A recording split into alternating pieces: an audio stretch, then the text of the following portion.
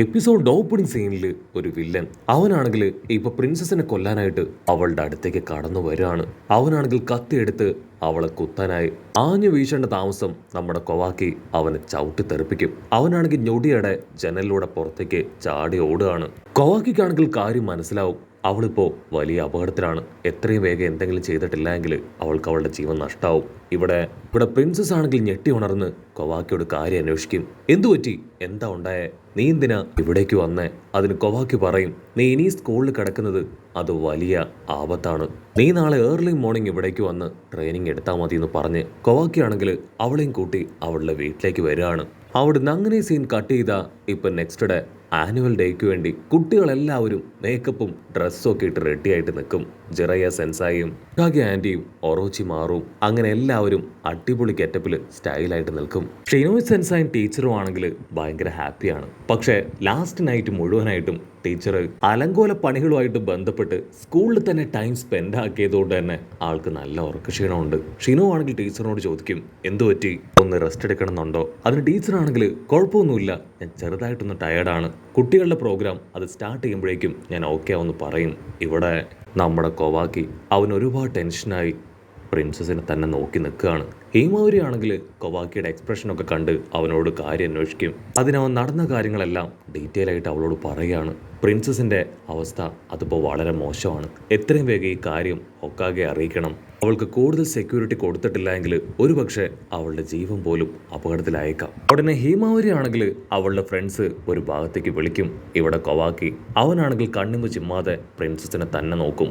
ഇതാ ഇപ്പൊ അക്കാദമിയുടെ ഔട്ട്സൈഡ് കാണിക്കും. അവിടെ മുഴുവനും അടിപൊളിയായിട്ട് അലങ്കരിച്ചിരിക്കുകയാണ്.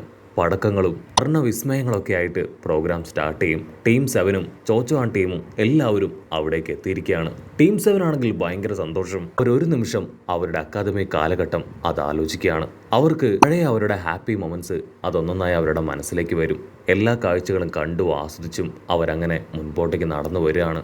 അപ്പോൾ ലോങ് ഷോട്ടിലായിട്ട് ഇവിടെ നമ്മുടെ ആൾക്കാർ മേക്കപ്പ് ഒക്കെ ഇട്ട് താഴേക്ക് വരുന്ന ആൾക്കാർ തന്നെ നോക്കി നിൽക്കും. ആണെങ്കിൽ പരസ്പരം പറയും, നമ്മൾ കരുതിയതുപോലല്ല, ഇതൊരു ഗ്രാൻഡ് ഫംഗ്ഷനാണ്, തീർച്ചയായിട്ടും നന്നായിട്ട് പെർഫോം ചെയ്ത് എല്ലാവരും ഞെട്ടിക്കണം. അതിനെല്ലാവരും തംസപ്പ് ഒക്കെ അടിച്ച് അങ്ങനെ ചാടി ചാടി നിൽക്കും. ഇവിടെ കൊവാക്കിക്ക് മാത്രം ഭയങ്കര ടെൻഷൻ. അവൻ ചുറ്റും നോക്കിക്കൊണ്ടേയിരിക്കും. കട്ട് ചെയ്ത മറ്റൊരു ഭാഗത്ത് ടീച്ചർ അവരാണെങ്കിൽ റെസ്റ്റ് എടുക്കാതെ ഒരുപാട് ജോലികളൊക്കെ ചെയ്തുകൊണ്ട് തന്നെ തളർന്ന് വീഴുകയാണ്. സ്റ്റുഡൻസ് ആണെങ്കിൽ അവരെ താങ്ങി എഴുന്നേൽപ്പിക്കും. അവർ പറയും, കുഴപ്പമില്ല, ഞാൻ സിക്ക് റൂമിൽ പോയിട്ട് അല്പം റെസ്റ്റ് എടുത്തിട്ട് വരാമെന്ന് പറഞ്ഞ് അവരങ്ങനെ കടന്നു പോവാണ്. ഒരു ഭാഗത്ത് ചോച്ചോ ആണെങ്കിൽ അവിടെ സ്നാക്സ് ഒക്കെ വെക്കുന്ന സ്റ്റോളിലേക്ക് വരികയാണ്. അവരുടെ ടീമിലുള്ള ഒരു പയ്യനാണ് സ്നാക്സ് ഒക്കെ വെക്കുന്നത്. ചോച്ചോ ആണെങ്കിൽ അതൊക്കെ ടേസ്റ്റ് ചെയ്യും. വാവ്, ഇതെല്ലാം നന്നായിട്ടുണ്ട്, പക്ഷേ നിന്റെ പൂർവികര് നല്ല കൈപ്പുണ്യമുള്ളവരാണ്, സോ അതുപോലെ തന്നെ ഡിഫറെൻ്റ് ആയിട്ടുള്ള സ്നാക്സ് നീ ഇനിയും ഉണ്ടാക്കണമെന്ന് പറയും. അത് കേൾക്കുമ്പോൾ അവർ ഭയങ്കര സന്തോഷം. മറ്റൊരു ഭാഗത്ത് ഡെങ്കിയാണ് ടീം. അവരാണെങ്കിൽ സയന്റിഫിക് നിഞ്ച ടൂൾസിന്റെ കളക്ഷൻ റൂമിൽ വന്ന് നിൽക്കുകയാണ്. ഓരോരോ ടൂൾസൊക്കെ കണ്ട് അവരങ്ങനെ വണ്ടറടിക്കും. ഇന്ത്യൻ ടീമാണെങ്കിൽ അടുത്ത എക്സ്പെരിമെന്റ് കാണാനായിട്ട് അകത്തേക്ക് കയറി വരും. അവരുടെ എക്സ്പെരിമെന്റ് ഒക്കെ കണ്ട് അവരുടെ കാറ്റ് പോവാണ്. കണ്ണാടിപ്പെണ്ണാണെങ്കിൽ അത് കണ്ട് പൊട്ടിച്ചിരിക്കും. കട്ട് ചെയ്ത ഇവിടെ ബൊറൂട്ടോ ടീം അവരാണെങ്കിൽ ഷുരിങ്ങിനൊക്കെ കറക്റ്റായ സ്ഥാനത്ത് വലിച്ചെറിഞ്ഞ് ഒരുപാട് പ്രൈസ് ഒക്കെ നേടിയെടുക്കുകയാണ്. സാരഡ അവളുടെ ശരീരം കണ്ണ് അതുപയോഗിച്ച് ഒരുപാട് പ്രൈസ് നേടിക്കഴിഞ്ഞു. അല്പസമയം കഴിയുമ്പോഴേക്കും അവരുടെ സ്റ്റോറിലുണ്ടായിരുന്ന സാധനങ്ങളെല്ലാം നമ്മുടെ ആൾക്കാരുടെ കൈക്കലാവും. ഇവിടെ കൊവാക്കിയ ടീമാണെങ്കിൽ ഇപ്പോൾ അവരുടെ ഡ്രസ്സൊക്കെ ചേഞ്ച് ചെയ്യാനായിട്ട് റെഡി ആയിട്ട് നിൽക്കുകയാണ്. അപ്പൊ ദൂരത്തായിട്ട് പിങ്ക് പെണ്ണിന്റെ അമ്മ അവരാ പിങ്ക് പെണ്ണിനടുത്തേക്ക് ഓടിയെത്തും. ഇന്ന് എന്റെ ഷൂട്ടിംഗ് എല്ലാം വളരെ നേരത്തെ തന്നെ കഴിഞ്ഞു. എന്റെ പ്രോഗ്രാം കാണാനായിട്ട് ഫസ്റ്റ് ഷോട്ടിൽ തന്നെ ഞാൻ എല്ലാം ഓക്കെ ആക്കി എന്ന് പറഞ്ഞ് അവരിങ്ങനെ ഹാപ്പി ആയിട്ട് നിൽക്കുകയാണ്. ഹീമാവരി ആണെങ്കിൽ പ്രിൻസസിനോട് ചോദിക്കും, നിന്റെ അസിസ്റ്റന്റ് ആളിന്ന് ഈ പ്രോഗ്രാം കാണാൻ ഇവിടേക്ക് വരുന്നില്ലേ? അതിനവള് പറയും, അയ്യോ ഇല്ല, ബിസിനസ്സുമായിട്ട് ബന്ധപ്പെട്ട് ആള് പുറത്തു പോയിരിക്കുകയാണ്. ബാക്കിക്കാണെങ്കിൽ അതൊക്കെ കേൾക്കുമ്പോൾ എന്തോ ഒരു സംശയം തോന്നും. അവൻ ചുറ്റും നോക്കും. ദൂരത്തായിട്ട് ഹൂടിയിട്ട 2 പേര് അവൻ അവരുടെ അടുത്തേക്ക് ഓടിയെത്തി അവൻ അവരെ തട്ടി വിളിക്കുകയാണ്. അവൻ കരുതിയതുപോലെ വില്ലന്മാരൊന്നും അല്ല, ഒരു പപ്പയും മകളുമാണ്. അവർ കൊവാക്കിയോട് കാര്യം എന്താണ് ചോദിക്കും. അതിനവൻ പറയും, ഐ എം സോറി, എനിക്ക് ആള് മാറിയതാണ്. കൊവാക്കിയാണെങ്കിൽ വീണ്ടും അവിടെ മുഴുവൻ ചെക്ക് ചെയ്യാണ്. ഒരു കാരണവശാലും ഞാൻ എൻ്റെ ഗാർഡ് ഡൗൺ ചെയ്യാൻ പാടില്ല, എപ്പോൾ വേണമെങ്കിലും ഒരു അറ്റാക്ക് സംഭവിക്കാം. അപ്പോൾ ലോങ് ഷോട്ടിലായിട്ട് ഒരു വില്ലെത്തി അവൾ അങ്ങനെ അറ്റാക്ക് ചെയ്യാനായിട്ട് റെഡി ആയിട്ട് നിൽക്കുകയാണ്. അതേസമയം ഇവിടെ പ്രോഗ്രാമിനായിട്ടുള്ള അനൗൺസ്മെന്റ് സ്റ്റാർട്ട് ചെയ്യും. കൊവാക്കിയാൻ ടീമാണെങ്കിൽ ഇപ്പൊ ബാക്ക് സ്റ്റേജിലേക്ക് പോയി ഡ്രസ്സൊക്കെ മാറി റെഡി ആയിട്ട് നിൽക്കുകയാണ്. ബൊറൂട്ടോ ടീമാണെങ്കിൽ അവരുടെ പ്രോഗ്രാം കാണാൻ ആവേശത്തോടു കൂടെ സ്നാക്സ് ഒക്കെ കഴിച്ചിരിക്കും. പ്രിൻസസ് ആണെങ്കിൽ കൊവാക്കിയുടെ മുൻപിൽ നിന്ന് പ്രേ ചെയ്യുകയാണ്. ഇത് നമ്മുടെ ഫസ്റ്റ് പ്രോഗ്രാമാണ്. ഒരുപാട് ചീഫായിട്ടുള്ള ആൾക്കാരൊക്കെ ഇവിടേക്ക് എത്തും. നമ്മൾ നമ്മുടെ ബെസ്റ്റ് പെർഫോമൻസ് കൊടുക്കണമെന്ന് പറഞ്ഞ് അവൾ കൊവാക്കിയെ ബൂസ്റ്റ് ചെയ്യും. അങ്ങനെ പ്രിൻസസും കൊവാക്കിയും അവർ രണ്ടുപേര് ഹായ് ആയിട്ട് സംസാരിച്ച് നിൽക്കുമ്പോഴായിരിക്കും വലിയൊരു പൊട്ടിത്തെറിയുടെ ശബ്ദം. അത് അവർ പുറത്തുനിന്ന് കേൾക്കുക. എന്താ സംഭവിച്ചതെന്നറിയാതെ അവർ പാനിക്കാവും. ഉടനെ ഹീമാവരി അവളവിടേക്ക് ഓടി വന്ന് ഇപ്പോൾ കൊവാക്കിയുടെ കയ്യിൽ ഒരു ലെറ്റർ കൊടുക്കും. പുറത്ത് വലിയൊരു പൊട്ടിത്തെറി സംഭവിച്ചു. നമ്മുടെ അക്കാദമിക്ക് ചുറ്റും ആരൊക്കെയോ ചേർന്ന് ബോംബ് ഫിക്സ് ചെയ്തിരിക്കുകയാണെന്ന് പറയും. ഞൊടിയിടെ തന്നെ ഈ കാര്യം അവിടെയുള്ള എല്ലാവരും അറിയാണ്. ഷിനോയും ആങ്കോ സെൻസായും ടീച്ചറും അങ്ങനെ എല്ലാവരും കാര്യം അറിഞ്ഞ് എത്രയും വേഗം ഓരോരോ കാര്യങ്ങൾ ചെയ്യാനായിട്ട് തുടങ്ങും. ഇവിടെ ടീം 7ഉം ചോച്ചോവാൻ ടീമും അങ്ങനെ അക്കാദമിയിൽ പഠിച്ച എല്ലാവരും ഇപ്പോൾ അവിടേക്ക് കടന്നു വരും.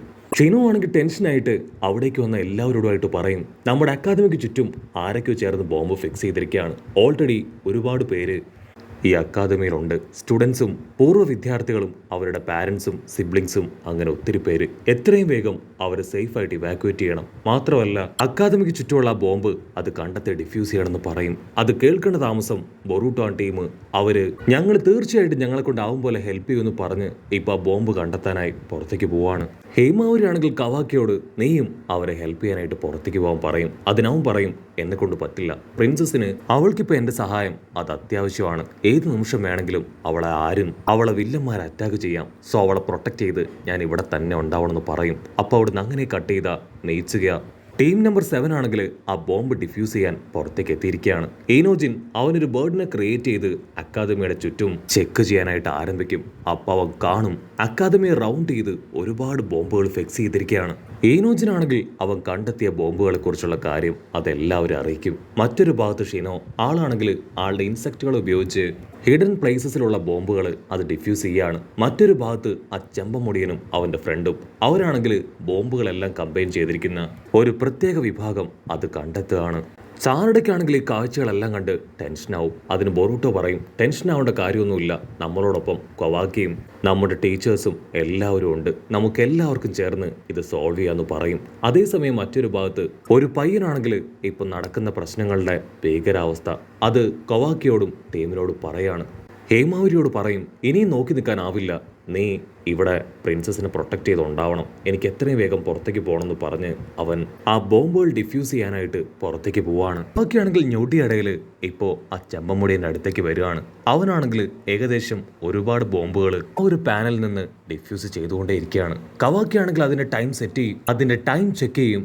ഇനി അധിക സമയം ബാക്കിയില്ല, എത്രയും വേഗം ഇത് ഡിഫ്യൂസ് ചെയ്തിട്ടില്ല എങ്കിൽ മുഴുവൻ ബോംബുകളും അവേക്കനാവും. കവാക്കിയാണെങ്കിൽ അതിൽ ഘടിപ്പിച്ചിരിക്കുന്ന മെയിൻ പേപ്പർ ബോംബ് കാണും. അവനത് ഡിഫ്യൂസ് ചെയ്യാൻ മുകളിലേക്ക് ചാടി വരികയാണ്. പക്ഷെ അടുത്ത നിമിഷം അത് ട്രിഗറായി പൊട്ടും. അതേസമയം പ്രിൻസസ് ഒക്കെയുള്ള ആ ക്ലാസ് റൂമിൽ ഒരു സ്മോക്ക് ബോംബ് വന്ന് വീഴുകയാണ്. അടുത്ത നിമിഷം ആ വില്ലെത്തി അവളാണെങ്കിൽ ആ സ്മോക്ക് ബോംബിന്റെ എല്ലാ ഇടയിലൂടെ ഇപ്പൊ പ്രിൻസസിനെ ലക്ഷ്യമാക്കി വരികയാണ്. അവൾ ക്ലോസ് എത്തുന്ന താമസം ഹേമാവരി അവളുടെ വ്യാഹു കണ്ണുപയോഗിച്ച് ചുറ്റും ചെക്ക് ചെയ്യാണ്. അപ്പോൾ അവൾ കാണും ആ വില്ലെത്തി പ്രിൻസസിനെ അറ്റാക്ക് ചെയ്യാനായിട്ട് അവളുടെ തൊട്ടടുത്ത് നിൽക്കുന്നത്. ഹേമാവരി ആണെങ്കിൽ ചാടി വന്ന് അവളെ തള്ളി മാറ്റി ഇപ്പോ പ്രിൻസസിനെ പിടിച്ചു വലിച്ച് പുറത്തേക്ക് ഓടി എത്തുകയാണ്. പ്രിൻസസിനാണെങ്കിൽ ഒന്നും മനസ്സിലാവില്ല. ഹേമാവരി എന്തു പറ്റി, എന്തിനാ നീ എന്നെ വലിച്ച് ഇവിടേക്ക് കൊണ്ടുവന്ന്? അതിനവൾ പറയും ആരോ ഒരാള് പ്രിൻസസിനെ കൊല്ലാൻ ശ്രമിക്കുന്നുണ്ട്, അവളെ ഞാൻ കണ്ടു, അതുകൊണ്ടാണ് ഞാൻ അപ്രകാരം ചെയ്തത്. അടുത്ത നിമിഷം ആ വില്ലെത്തി അവളാണെങ്കിൽ സ്ട്രെയിറ്റ് ആയിട്ട് ഹേമാവരിയുടെയും പ്രിൻസസിന്റെയും മുൻപിലേക്ക് വന്ന് കത്തി നീട്ടുകയാണ്. നമ്മുടെ ആൾക്കാർ എന്തെങ്കിലും ചെയ്യാൻ ശ്രമിക്കുന്നതിന് മുൻപ് തന്നെ കൊവാക്കി അവിടേക്ക് ചാടി വീഴും. കൊവാക്കി ആണെങ്കിൽ നിലവിളിച്ചു പറയും നിങ്ങൾ രണ്ടുപേരും ദൂരേക്ക് മാറി നിൽക്ക്, ഇവളുടെ കാര്യം അത് ഞാൻ നോക്കിക്കോളാന്ന് പറഞ്ഞ് കൊവാക്കി ആണെങ്കിൽ ഇപ്പൊ ആ വില്ലത്തിയുമായിട്ട് പൊരിഞ്ഞ പോരാട്ടം. ഫൈറ്റ് ആണെങ്കിൽ ഒരു ഘട്ടം എത്തുമ്പോൾ ആ വില്ലത്തിക്ക് മനസ്സിലാവും കവാക്കിയുടെ മുൻപിൽ അവൾക്ക് പിടിച്ചു നിൽക്കാനാവില്ല എന്ന്. അവൾ ഞൊട്ടിയിടയിൽ ഒരുപാട് പേപ്പർ കുണോയുകള് നേരെ വലിച്ചെറിഞ്ഞ് അവിടുന്ന് ഉഷാറായിട്ട് ഓടുകയാണ്. കവാക്കി ആണെങ്കിൽ അവളുടെ മാസ്ക് അത് റിമൂവ് ചെയ്യാൻ ശ്രമിക്കും. പക്ഷെ അടുത്ത നിമിഷം പേപ്പർ കുണോയുകളെല്ലാം പൊട്ടിത്തെറിച്ച് ആ ബിൽഡിംഗ് തകർന്ന് ഇപ്പോൾ ടീച്ചറിന്റെ ദേഹത്ത് വീഴുകയാണ്. അവിടെ ഉണ്ടായിരുന്നവരെല്ലാവരും ടീച്ചറിനെ എടുത്ത് കിടത്തി അവിടുന്ന് കൊണ്ടുപോകും. അതിനുശേഷം പ്രിൻസസ് ആണെങ്കിൽ ഇപ്പോൾ കൊവാക്കിയുടെ അടുത്തേക്ക് വരും. എനിക്കറിയാം ആ ഒരു വില്ലത്തിയുടെ ലക്ഷ്യം അത് ഞാനായിരുന്നുവെന്ന്. പക്ഷെ എനിക്ക് അറിയേണ്ട ഒരു കാര്യം മറ്റൊന്നാണ്, എന്നെ പ്രൊട്ടക്ട് ചെയ്യാനാണോ കൊവാക്കി നീ ഇവിടേക്ക് വന്നത്? അവളുടെ ചോദ്യം കേട്ട് കൊവാക്കി അവൻ അങ്ങനെ ടെൻഷൻ ആവുന്നതോട് കൂടെ ഈ ഒരു എപ്പിസോഡ് അവസാനിക്കുന്നു.